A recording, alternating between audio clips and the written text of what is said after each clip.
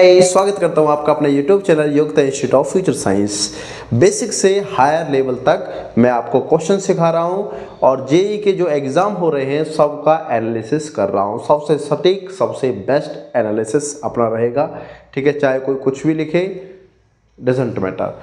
आज हम करने वाले हैं 23 जनवरी का मॉर्निंग शिफ्ट का एनालिसिस। बेटा मॉर्निंग शिफ्ट, ठीक है। जेई मेंस के जो एग्ज़ाम है ना, इतने टफ नहीं है जितने हम सोच रहे हैं, ठीक है। आज मॉर्निंग शिफ्ट का एग्ज़ाम देखते हैं, कैसे क्वेश्चन आए हैं और आगे कैसे आ सकते हैं, अप्रोच कैसे कर रहे हैं बेसिक टू हायर लेवल, ठीक है। चलो देखो, एक क्वेश्चन ये रहा अपना, क्या लिखा है question correct order of ionisation enthalpy of कुछ एलिमेंट गिवन है बच्चों, और हमसे पूछा है कि करेक्ट आयनाइजेशन एंथैल्पी बताइए। बेटा आयनाइजेशन एंथैल्पी का मैं हर बार बताता हूँ, हर वीडियो में बताता हूँ, इम्पोर्टेंट है। 4-5 चीज़ें ही तो इम्पोर्टेंट है उसमें। आयनाइजेशन एंथैल्पी देखिए क्या होती है, inversely proportional to atomic size, directly proportional to Z effect, okay. और मैंने कैसे समझाया था, ये होती क्या है, minimum amount of energy, minimum amount of energy which required for removing outer most electrons. ये इसकी डेफिनेशन है ना। तो देखो अगर हम इन एलिमेंट्स में से देखते हैं, बेटा मेरे पास यहाँ पर क्लोरीन है, सल्फर है, फास्फोरस, सिलिकॉन और एल्यूमिनियम, ये 5 एलिमेंट है, ठीक है। मैं ये देखना चाहता हूँ कि कौन से ग्रुप में किस साइड से या पीरियड में आ रहे हैं, ठीक है। देखो बेटा क्लोरीन जो होता है ना, वो फ्लोरीन फैमिली का है, यस। सल्फर ऑक्सीजन फैमिली का है, यस। फास्फोरस नाइट्रोजन फैमिली का है, यस। सिलिकॉन बेटा किसका फैमिली का, कार्बन फैमिली का है, और एल्यूमिनियम बोरोन फैमिली का है। अब मुझे ये पता है कि along the period size decrease होता है। अगर साइज डिक्रीज होगा तो आयनाइजेशन एंथैल्पी इंक्रीज होगी। तो सबसे ज़्यादा किसकी है बेटा, क्लोरीन की, देन किसकी है, sulphur, then phosphorus, then silicon, then this. लेकिन एक वेरिएशन आता है, वो आपको पता होगा, जैसे सबसे ज़्यादा फ्लोरीन की है, उसके बाद नाइट्रोजन की होती है यहाँ पर। तो सेम वो यहाँ भी रहना है कि क्लोरीन के जस्ट बाद रहेगी फास्फोरस। तो देखिए जरा किधर है, पहले क्लोरीन है, ये नहीं है, ये हो सकता है, फिर फास्फोरस ये रहा, बाकी नहीं है, तो this is the correct answer, okay. थोड़ा सा और कॉन्सेप्ट सीखिए, और क्या क्या आ सकता है भाई टेबल से। साइज के बेस पर क्वेश्चन आ सकता है, अभी रिसेंट आ सकता है नेक्स्ट एग्जाम में। कौन सा, आयोनिक साइज, ध्यान रखना है। आइसो इलेक्ट्रॉनिक पर क्वेश्चन आ सकता है, क्योंकि आया नहीं है अभी तक, ठीक है। इलेक्ट्रॉन एफिनिटी जो इस चैप्टर का मोस्ट इंपोर्टेंट पार्ट है, उस पर भी क्वेश्चन आ सकता है। और एक आ सकता है क्वेश्चन कौन सा, सेकंड या फिर सेकंड आयनाइजेशन एंथैल्पी बोलो ये, और last amphoteric oxides, amphoteric oxides. बच्चों इन पर क्वेश्चन अभी बन सकते हैं, ठीक है। 28 तक जब तक लास्ट पेपर होगा, इन पोर्शन से, इन टॉपिक से क्वेश्चन बनेंगे आगे वाले, ठीक है। चलो नेक्स्ट क्वेश्चन देखो। तो क्वेश्चन क्या कह रहा गाइस, क्वेश्चन कह रहा 2 स्टेटमेंट गिवन बिलो। बच्चों 2 स्टेटमेंट गिवन है हमें, COBr4 2 negative, absorb lesser energy than this. बेटा ये कोऑर्डिनेशन कंपाउंड से क्वेश्चन है। किससे क्वेश्चन है, कोऑर्डिनेशन कंपाउंड से, कोऑर्डिनेशन कंपाउंड। बोल क्या रहा क्वेश्चन में, क्वेश्चन में बोल रहा है COBr4, मतलब हमारे पास में COBr4 2 नेगेटिव, और दूसरा क्या है COCl4 2 नेगेटिव। ये 2 मॉलिक्यूल है बेटा, ठीक है। अब ये कह रहा है कि एब्जॉर्ब लेसर एनर्जी। बेटा आपको इनकी एब्जॉर्प्शन, एनर्जी ऑफ एब्जॉर्प्शन का स्टेटमेंट अगर आता होगा, किसका, एनर्जी ऑफ एब्जॉर्प्शन, तो ही ये क्वेश्चन हो पाएगा। बहुत सिंपल है, energy of absorption directly proportional to ligand field strength. Ligand field strength मतलब जितनी ज़्यादा फील्ड होगी, लिगेंड की स्ट्रेंथ जितनी ज़्यादा होगी उतनी ही ज़्यादा एब्जॉर्प्शन एनर्जी होगी। तो बच्चों क्लोरीन और ब्रोमीन में से लिगेंड फील्ड स्ट्रेंथ किसकी हाई है? हमें ये पता है कि ब्रोमीन की स्ट्रेंथ कम होती है क्लोरीन से। मैंने कल एक ट्रिक लिखी थी, आई बर्बादी सनी क्लास से फरार। तो बेटा पहले ब्रोमीन आता है फिर क्लोरीन आता है, इसका मतलब क्लोरीन की फील्ड स्ट्रेंथ हाई है, और अगर क्लोरीन की फील्ड स्ट्रेंथ हाई है तो इसकी एब्जॉर्प्शन भी हाई होनी चाहिए। तो ये कह रहा है इसकी कम है, तो ये कह रहा है एब्जॉर्ब लेसर एनर्जी, बिल्कुल राइट स्टेटमेंट है। इसका मतलब आप इसमें ये चेक कीजिए कि फर्स्ट ऑप्शन किस में राइट है। बहुत करेक्ट, चलो इस पर सर्कल लगाओ। अभी बहुत इनकरेक्ट, नहीं, फर्स्ट इनकरेक्ट, नहीं, अभी दो ऑप्शन अपने पास, ठीक है। अब क्या कह रहा है, Cl4 has higher crystal field splitting energy.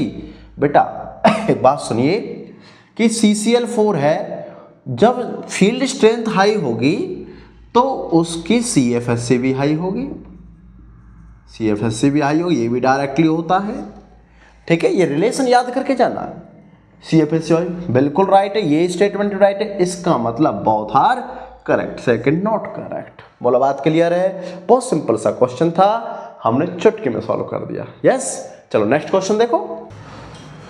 तो क्वेश्चन कह रहा है in the reaction sequence shown below what is the mass of product C. बेटा क्वेश्चन ने समझा क्या किया कि एक रिएक्शन आप लोगों को गिवन है, ठीक है। अब ये कह रहा कि इस रिएक्शन में जो ये प्रोडक्ट बनेगा ना अपना P, इसका मास बताइए कितना होगा, ठीक है। बहुत सिंपल है, अगर ये क्वेश्चन रह गया तो बहुत बुरी बात है बेटा, क्योंकि ये क्वेश्चन रिएक्शन बेस है, डायरेक्ट आपको मास बता देना, बस रिएक्शन आनी जरूरी है। इसीलिए कहता हूं ऑर्गेनिक तो हमेशा हमेशा बादशाह बेटा। ऑर्गेनिक तो क्या रहेगा, 10HCl। बोलो इसका रिएजेंट का वर्क पता है? हाँ सर, ये रिडक्शन करता है, और रिडक्शन किसका करेगा, ये रहा ना NO2, तो बनाएगा क्या बेटा इसको, B जो प्रोडक्ट बना वो बना ये CH3NH2 बन गया। अब ऊपर क्या दिया है, एनहाइड्राइड। आपको ये भी पता होना चाहिए, क्या मैं इसको ऐसा लिख लूं, बोलो बात क्लियर। कौन रिएक्शन करेगा, लॉन पेयर रिएक्शन करेगा, ऐसे ऊपर बैक गया OCH3 बाहर, क्या बना भाई, पहला तो बना इसकी प्रेजेंस में ये CH3 NH COCH3। अब ये जो ग्रुप है बेटा, ये ऑर्थो पैरा डायरेक्टिंग ग्रुप होता है ना। कैसा ग्रुप होता है, ऑर्थो पैरा डायरेक्टिंग। लेकिन पैरा पर तो ऑलरेडी मॉलिक्यूल है, तो ऑर्थो बची। इसका मतलब जो ब्रोमिनेशन होगा, Br2 Fe लिखा बेटा, FeBr3 एक्चुअल में, ठीक है। क्या बनेगा वो ये मॉलिक्यूल बनेगा। देखो ये तो बन गया फाइनल प्रोडक्ट। मैंने कल भी बताया था आप लोगों से कि बेटा हो सकता है अगले वाले एग्जाम में आपसे फॉर्मूला पूछा जाए, वेट पूछा जाए, ये निकाल कर परसेंटेज पूछा जाए, नाइट्रोजन का परसेंटेज कितना है, कुछ भी पूछ जा सकता है, ठीक है। देखो पहले इसका मुझे वेट बताना आप, ठीक है। चलो कार्बन बताओ बेटा, इसमें कितने, 1 2 3 और 6 रिंग में है, तो 9 तो हो गए बेटा कार्बन, और 12 × 9 = 108, 12 नंबर 108 है ना, ठीक है। अब एक ब्रोमीन है बेटा, ब्रोमीन का मास कितना होता है, 80 होता है। चलो 80 × 1 = ये 80 भी हो गया। उसके बाद एक नाइट्रोजन है बच्चों, इसमें एक नाइट्रोजन का कितना होता है, 14 होता है, तो इसमें 14 ऐड करो। और एक ही ऑक्सीजन है, ऑक्सीजन का 16, इसमें 16 भी ऐड करो। अब बेटा हाइड्रोजन की बारी, इसको ध्यान से देखो, 3 और 3 6 और 1 7, एक यहाँ होगा 8, एक यहाँ होगा 9 और एक यहाँ होगा 10, मतलब 10 हाइड्रोजन है मेरे पास, तो यहाँ पर होंगे 10 ऐड। टोटल करके देखो कितना आएगा, 8 6 4 10 8 18। ठीक दिख रहा है भाई, यहाँ तक आ रहा है, सबको दिख रहा है? ठीक है, 6 4 10 8 18, 1 2 3 3 और 1 4 4 और 8 12 और 1 और 1 2, बेटा कितना है 228। बोलो बात क्लियर है? इतने ग्राम ये अपना आंसर आया है ना। बहुत सिंपल था, रिएक्शन आती है तो आंसर भी आता है ना। चलो नेक्स्ट क्वेश्चन देखो। तो इससे क्वेश्चन क्या कह रहा था, क्वेश्चन कह रहा कि वाटर लिक्विड में है और वो गैस में कन्वर्ट हुआ है, ठीक है। तो हमें इन ऑप्शन के अकॉर्डिंग यहाँ क्या बता, del Q, this is W, ठीक है, डब्ल्यू इक्वल टू पॉजिटिव। तो ये कह रहा है कि अगर लिक्विड से गैस में कन्वर्ट हुआ तो जो ये कुछ स्टेटमेंट गिवन है, ये कौन सा राइट है? बेटा एक बात सोचो कि अगर लिक्विड से कोई चीज़ गैस बन रही है H2 गैस में, और ये कह रहा है 5 डिग्री है यहाँ पर और यहाँ 100 डिग्री हो गया, तो बेटा जो हीट दी है ना मैंने, इसमें हीट एडजॉर्ब करी है ना इसने, एडजॉर्ब, और जब हीट एडजॉर्ब होती है तो Q पॉजिटिव होता है या नहीं होता? बताओ, हीट दी है मैंने इसमें, ढूंढो Q पॉजिटिव किधर है। ये तो नेगेटिव है, ये भी नेगेटिव है, 2 है ऑप्शन हो गए, ठीक है। चलो अच्छा, Q अगर पॉजिटिव है तो डेल H भी पॉजिटिव होना चाहिए, नहीं होना चाहिए? चलो देखें इसको भी, अरे ये दोनों में ये भी पॉजिटिव है भाई। चलो आगे बढ़ काम करते हैं। बेटा जब इसको हीट मैंने दी, मान लो इसको हीट दी है ना, तो इसको मैंने कंसीडर किया एक सिस्टम, तो क्या सिस्टम जो है ये वाला, जब इसको हीट दे रहे हैं हम, ये वर्क करेगा, और किसके रेस्पेक्ट में करेगा? सराउंडिंग। बोलो यस और नो, सराउंडिंग के रेस्पेक्ट में वर्क करेगा ही। और अगर सिस्टम वर्क करेगा सराउंडिंग, सिस्टम सराउंडिंग, तो इसका मतलब W इक्वल टू नेगेटिव, क्योंकि अगर हम सिस्टम पर वर्क करते तो W पॉजिटिव होता। बोलो बात क्लियर? इसका तो नेगेटिव वाला ढूंढो, ये नहीं है, ये रहा अपना आंसर, है ना, चुटकी में सॉल्व हो गया भाई। चलो नेक्स्ट क्वेश्चन देखो। क्वेश्चन कह रहा है which of the following undergo fast nitration, मतलब नाइट्रेशन कौन इनमें से फास्ट करेगा। देखो अगर मैं नाइट्रेशन रिएक्शन की बात करता हूँ ना, नाइट्रेशन, तो बेटा इसका जो रिएजेंट है पहले वो पता हो, क्या रिएजेंट होता है? कॉन्सनट्रेटेड HNO3 और साथ में रहेगा H2SO4 कॉन्सनट्रेटेड, ठीक है। और इसका जो इलेक्ट्रोफाइल बनेगा वो बनेगा NO2+, ये भी ध्यान रखना है, ठीक है। अब इस पर अटैक होगा, ये प्लस है, तो बेटा ये रिच होनी चाहिए या नहीं होनी चाहिए? बताओ।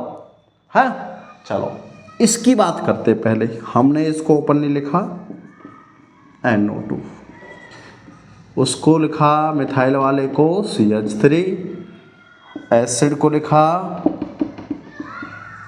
और ब्रोमीन को लिखा ये। अब जो रिंग इलेक्ट्रॉन रिच ज़्यादा होगी वही इस NO2 से रिएक्शन कर सकता है। और रिच कैसे होगी ये ग्रुप बताएगा। अगर ये ग्रुप इलेक्ट्रॉन डोनेट कर दे इसमें रिंग में तो रिच हो जाएगी, यस, क्योंकि ये डोनेट करेगा तो रिच होगी। मतलब NO2 इसका इफेक्ट क्या है? -M, तो ये तो रिंग डीएक्टिवेटिंग है, डीएक्टिवेटिंग, ये तो रिंग को से इलेक्ट्रॉन और खींचेगा, तो ये तो अपना आंसर नहीं है। CH3+I, यस ये देगा, एक्टिवेटिंग ये हो सकता है। COO ये भी खींचेगा, ये भी नहीं। Br वीक डीएक्टिवेटिंग, एक्टिवेटिंग, तो ये भी अपनी तरफ खींचेगा, ये भी नहीं है। आंसर आ गया मिथाइल वाला। बोलो बात क्लियर है? नाइट्रेशन मिथाइल बेंजीन में जल्दी होगी, यस और नो। चलो नेक्स्ट क्वेश्चन देखो। तो गाइस क्वेश्चन क्या है? बहुत सिंपल सा क्वेश्चन है, अल्काइन हाइड्रोकार्बन से क्वेश्चन है बेटो, हाइड्रोकार्बन से, ठीक है। देखो सोडियम लिक्विड NH3 डाला, हमें पता है ट्रांस एल्कीन बनाता है, ट्रांस एल्कीन, इसका मतलब इसका ट्रांस बनेगा लाइक दिस, ठीक। और H2PDC मुझे पता है क्या बनाता है, कंप्लीट रिडक्शन करता है, कंप्लीट रिडक्शन। तो इसमें कंप्लीट रिडक्शन कराइए, क्या बनेगा, ब्यूटेन बनेगा। बोलो बात क्लियर। ऑप्शन नहीं दिए मैंने क्योंकि बहुत सारे लेंथी थे, लिखने पड़ते बार बार, मैंने ऑप्शन नहीं डायरेक्ट ही सिखाया, ठीक है। लेकिन कुछ और पॉइंट सिखाता हूँ इसमें बेटा। अगर इसकी जगह होता है H2PD, BaSO4 या CaCO3 तो सिस एल्कीन, याद रखोगे कैसा एल्कीन बनाता, सिस एल्कीन, ओके, ध्यान रखना है। चलो नेक्स्ट क्वेश्चन। तो क्वेश्चन क्या कह रहा है बेटा, क्वेश्चन कह रहा है गिवन बिलो 2 स्टेटमेंट, 2 स्टेटमेंट मुझे गिवन है। पहले तो जब भी लेंथी सा क्वेश्चन दिखे ना वो आसान होगा, मैं पहले बता रहा हूं आपको, ठीक है। और उसको आप अच्छे से पढ़ोगे पहले, बिल्कुल फोकस करो। अब मैं कर रहा हूं उसका आंसर ऐसे निकलेगा, ऐसे ऐसे देखो। Sublimation is a purification technique, अभी तक कोई इंपॉर्टेंट बात नहीं है, सब्लिमेशन की बात हो रही है, ठीक है। दैट इज यूज, जिसको यूज किया जाता है to separate the solid substance which change solid to gas without, ये अपने काम का स्टेटमेंट, ये वाला ये है अपने काम का, ठीक है। कि सब्लिमेशन में सॉलिड से गैस बनता है लेकिन लिक्विड स्टेट नहीं बनता। बिल्कुल राइट स्टेटमेंट है, बिल्कुल राइट, ठीक है। अच्छा, पहले अगर ये राइट बोल रहा है ना पहला स्टेटमेंट, तो चेक कर लो जरा, 50-50 का खेल खेलेंगे। बहुत करेक्ट हो सकता है भाई, बहुत incorrect no, first incorrect no, ये 1C में हो सकता है आंसर। अब कह रहा ये, क्योंकि अब इस पर फोकस करना ही नहीं है अपने को, आप फोकस करना किस पर, सेकंड पर फोकस करना अपने को, किस पर, सेकंड पर, ठीक है। चलो ये ट्रिक है बेटा सॉल्व करने की, जल्द से जल्दी। If external pressure reduce then boiling point decrease. कुछ बच्चों को समझ में आएगा, कुछ को नहीं आएगा, देखो मैं क्लियर करता हूँ, डोंट वरी। सपोज करो ये हमने कोई बर्तन ले रखा है, ठीक है, और इसमें पानी है, ठीक। अगर इस पर ऊपर से कोई प्रेशर काम कर रहा है, जिसको नाम बोल दिया मैंने एक्सटर्नल प्रेशर, अगर ऊपर से प्रेशर काम करेगा तो इसे बॉयल करने में टाइम लगेगा। बोलो बात क्लियर। बॉयल करने में क्या लगेगा, बॉयल करने में टाइम लगेगा। क्या लगेगा भाई, टाइम लगेगा, टाइम लगेगा, ठीक है, टाइम लगेगा, क्लियर बात। लेकिन अगर मैं ये कह दूं कि ये प्रेशर हटा दूं, ये तो कह रहा है एक्सटर्नल प्रेशर रिड्यूस, ये प्रेशर कम कर दूं, तो ये इजीली बॉयल हो जाएगा। बोलो आया समझ में, नहीं आया भाई। ऊपर से प्रेशर काम कर रहा था तो वो टेम्परेचर बढ़ता जाएगा, बढ़ता जाएगा, जब तक वो प्रेशर, इसका जो इंटरनल प्रेशर इसके बराबर नहीं हो जाता तब तक ये बॉयल नहीं होगा। लेकिन अगर मैं ये कह रहा हूं कि अगर एक्सटर्नल प्रेशर घट जाए तो बॉइलिंग पॉइंट घट जाएगा, क्योंकि वो कम टेम्परेचर पर बॉयल हो जाना फिर। यस और नो, यस। तो ये भी स्टेटमेंट राइट है अपना, बिल्कुल राइट। तो कहाँ भाई, दोनों राइट होंगे, बेस्ट, बहुत राइट, ये भी इनकरेक्ट। और बात क्लियर। तो ऐसे क्वेश्चन करते हैं सॉल्व, ठीक है, ट्रिक लगाकर, टैक्ट लगाकर। चलो नेक्स्ट क्वेश्चन देखो। तो बच्चों क्वेश्चन कह रहा है ऑन कंबशन, क्या होना बेटा, combustion of 0.210 of A gram of an organic compound containing CHO। बेटा 3 एटम प्रेजेंट है इसमें, कार्बन, हाइड्रोजन, ऑक्सीजन।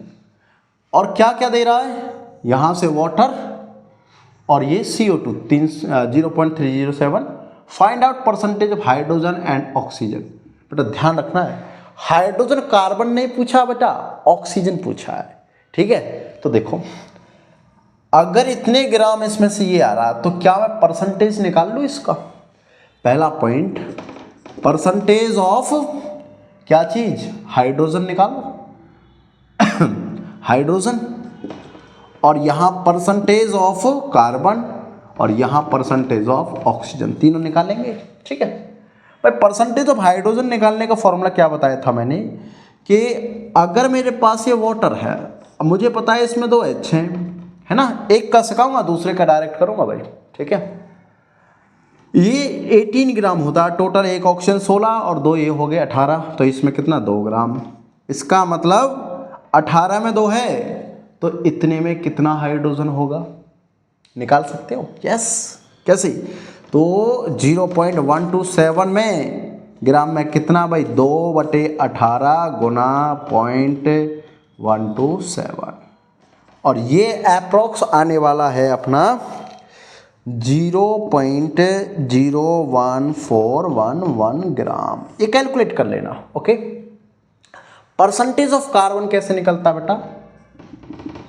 एक कार्बन CO2 था ना, ये CO2, तो मुझे पता है 44 ग्राम CO2 में कितना होता है, एक कार्बन 12, तो इतने में कितना होगा बेटा, 307 में कितना होगा, 12/44 गुना 0.307, तो ये आएगा अप्रोक्स आपका 0.08373।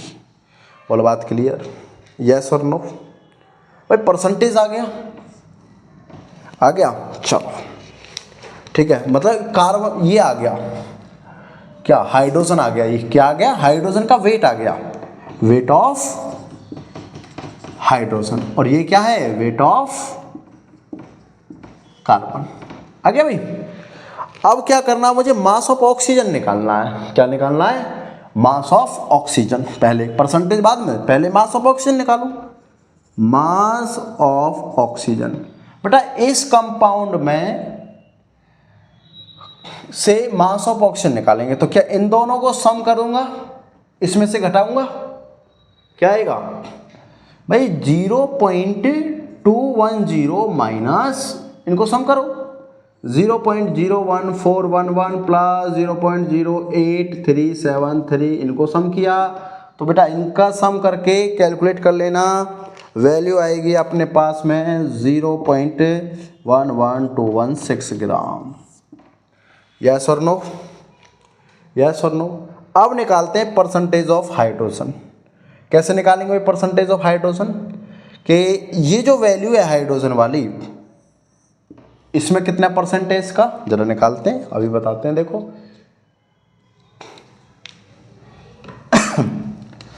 परसेंटेज, ठीक है, परसेंटेज क्या जाएगी, 0.01411 अपॉन 0.210 इंटू 100। सॉल्व करना बेटा, सॉल्व करके वैल्यू आएगी 6.72।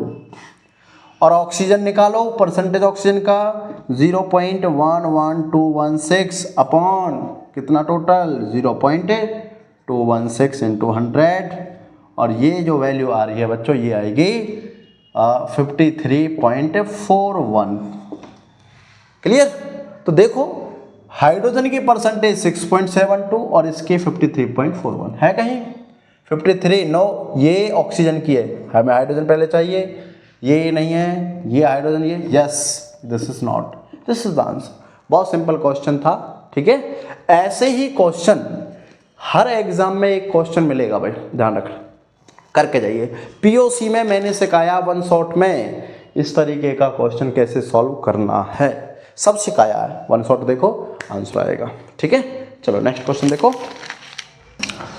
बच्चों, बायोमोलिक्यूल से क्वेश्चन आया है, पॉजिटिव टॉलरेंस टेस्ट। बेटा क्या आपको टॉलरेंस टेस्ट आता है क्या?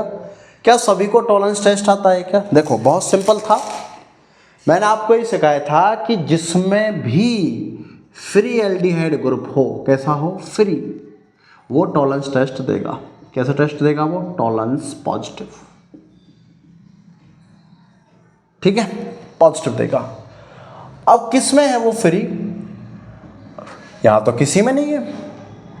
दूसरा एक पॉइंट और से कहा था कि जो ये OH है बेटा, ये वाला OH, अगर ये फ्री है तो ये वापस से क्या बन सकता है, एल्डिहाइड बन सकता है। बट बेटा यहाँ तो फ्री नहीं है। सेलुलोज में ये पॉलीमर है, पॉलीमर कोई भी टॉलरेंस टेस्ट नहीं देता क्योंकि ऑक्सीजन फ्री नहीं होता। यस, ये वाला OCH3 ये भी फ्री नहीं है। अपना आंसर दिस, ध्यान रखना। अगर ऐसा क्वेश्चन आए, मैंने बोला है कि जिसमें पहला C1 का OH अगर फ्री हो तो वो टॉलरेंस टेस्ट देगा। यस और नो? बस यही अपना कॉन्सेप्ट है। चलो नेक्स्ट क्वेश्चन देखो। क्वेश्चन बहुत ज़्यादा लेंथी सा है लेकिन आसान है। मैंने क्या बोला, लेंथी क्वेश्चन हमेशा इजी मिलेगा, अच्छे से पढ़ना बस, ठीक है। देखो ये कह रहा ब्यूटुआइन, ये रहा भाई ब्यूटुआइन CH3 C triple bond CH3 react with H2PDBSO4। बेटा एक बार इसको रिएक्शन करा H2PDBSO4, थोड़ी देर पहले ही बताया था कि इम्पोर्टेंट है, आ सकता है और आ गया। दूसरा है सोडियम किसके साथ, लिक्विड NH3। बेटा ये बनाता ट्रांस प्रोडक्ट ट्रांस एल्कीन, जो कि ये होगी, और ये बनाता सिस एल्कीन, ओके, जो कि ये होने वाली है, ठीक है। अब सुनिए, X and Y are stereo isomer, yes, क्योंकि ये सिस, सॉरी ये ट्रांस और वो सिस है ना, तो ये क्या है, एक दूसरे के आइसोमेरिज्म है, ज्योमेट्रिकल आइसोमेरिज्म है। यस बिल्कुल राइट, पहला statement right. X has more dipole moment than Y। बेटा X कौन सा है, ये वाला, Y कौन सा है, ये।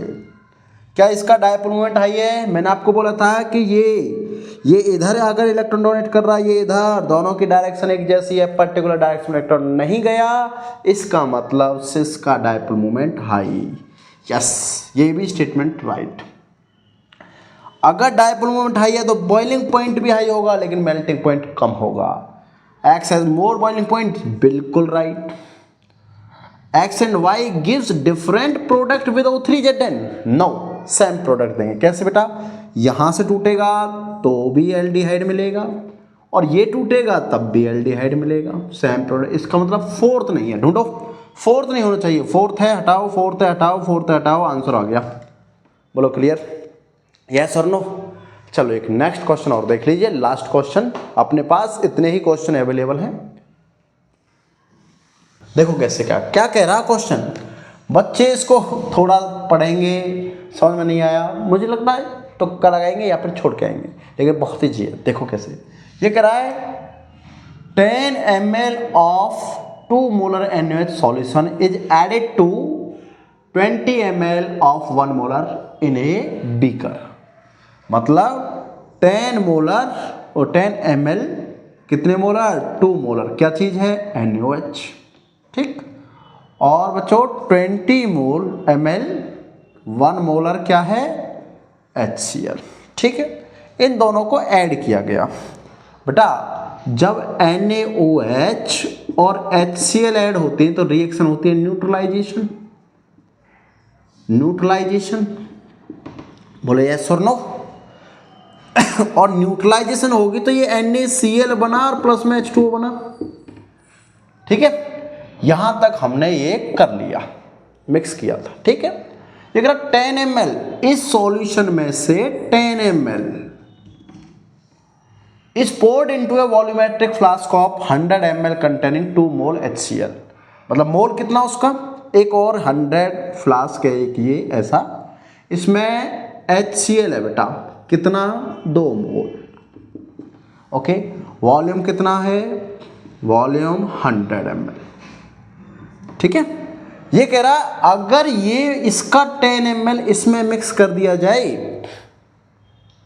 ध्यान सुनना, इसका 10 ml इसमें मिक्स कर दिया जाए तो बताइए, and volume made up of to the mark with the distilled water, और डिस्टिल्ड वाटर ऐड किया जाए तो बताइए सॉल्यूशन जो होगा इसमें वो कैसा होगा, किस नॉर्मेलिटी का होगा। अब एक बात सुनिए, अगर मैंने NaCl न्यूट्रल है, कैसा फॉर्म है, न्यूट्रल, अगर न्यूट्रल इस चीज में डाला है तो ये तो एसिड ही रहना है, रहना है नहीं रहना, इसका मतलब न्यूट्रल नहीं रहेगा और ये NaCl नहीं रहेगा। अब आंसर है इन दोनों में है, ठीक। सुनना बेटा, ये 2 मोलर है और कितने में, 100, बस आ गया आंसर। इससे क्या मतलब, ये तो न्यूट्रल है, इसका मतलब अगर हम कॉन्सेंट्रेशन का 2/100 into 1000 10 times equal to 20 molar HCl होगा, इसका मतलब ये रहा आंसर, है ना, बहुत सिंपल। खेल गया था एग्जामिनर बस।